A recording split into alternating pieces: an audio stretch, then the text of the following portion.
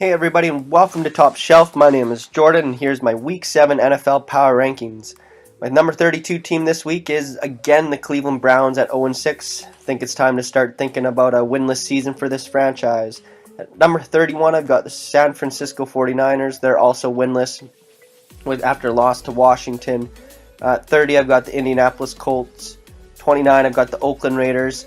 Even with their car back, they managed to lose to the Chargers this week, and right now it's not looking like they got a lot of offensive weapons. Amari Cooper, only 5 catches for 28 yards, which is really disappointing for Raiders fans. 28 I've got the Chicago Bears.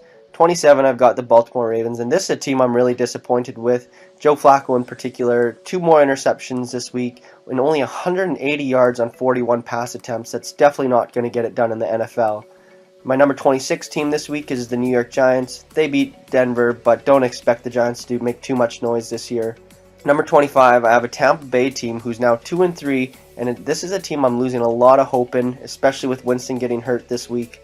At 24, I've got the New York Jets. Not as bad of a team as I think many people thought, but I think they're just lacking the offense this year.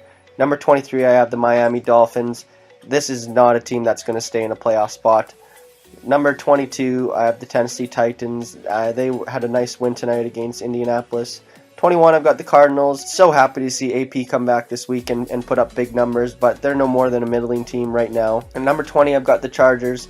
Outside of Phillip Rivers and a few other guys, this is a team that just isn't going to compete in the AFC West this year. Cincinnati's my 19 team. The Bills are at 18 this week. Both those two teams were on byes. Number 17, I have the Jacksonville Jaguars. Kind of disappointing effort against the Rams this weekend. Not going to pick off a quarterback 5 times every week, so they got to find other ways to win games. Number 16, I have the Detroit Lions. They lost to New Orleans, gave up 52 points. Detroit falls to number 16 this week. Dallas is my 15 team. They were on the bye.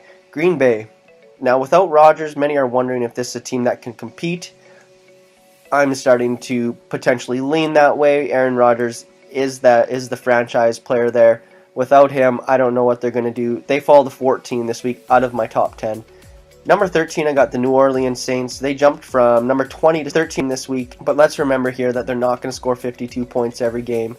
12, I got Washington. 11, we have the Pittsburgh Steelers, who managed to knock off Kansas City this week. Number 10, I have the Atlanta Falcons, and this is really disappointing. As I said, this was my Super Bowl pick. I still think they're a very good team, but they need to start giving the ball to Devontae Freeman more. He's their best offensive player outside of Julio Jones. He's the second highest paid running back in the league. 9 carries is simply not getting it done. Hopefully they can right the ship, but they have a tough game in New England next week, which is also the Sunday nighter. My number 9 team is the Seattle Seahawks. They were on the bye week.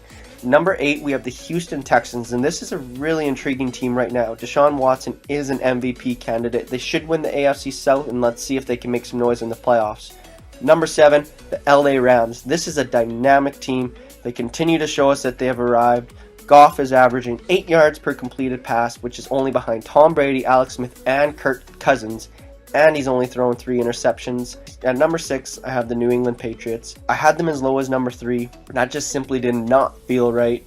I think that they're a beatable team this year. They have a poor defense. And I would also argue that Brandon Cooks is not the number 1 receiver that they need, although he is putting up some pretty good numbers. At number 5, I have the Minnesota Vikings. I am potentially sold on this team. Even without Bradford, they're 4-2. Even without Teddy Bridgewater, they're 4-2.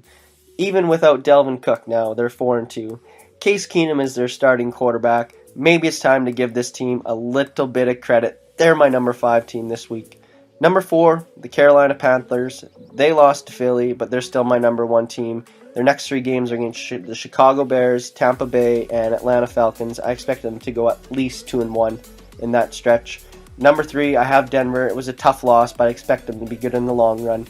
Number 2, the Kansas City Chiefs fall back from my top spot after a loss to Pittsburgh, but they're still the best team in the AFC. I'm not worried about them. And my new number 1 team this week is the Philadelphia Eagles, and here is why. They've won 4 games in a row, and they're only getting better. Carson Wentz is an absolute beast and a winner. He's 5th in passing yards with just over 1,500. He has a 13-3 touchdown to interception ratio, and he's also added 133 yards on the ground. They have a run game that can close out games with LeGarrette Blount. And defensively, they're only giving up 65 yards rushing per game. And although they're 29th in pass yards against per game, I would argue that's because teams are forced to pass against this Philadelphia defense, who is absolutely eating up opposing running backs.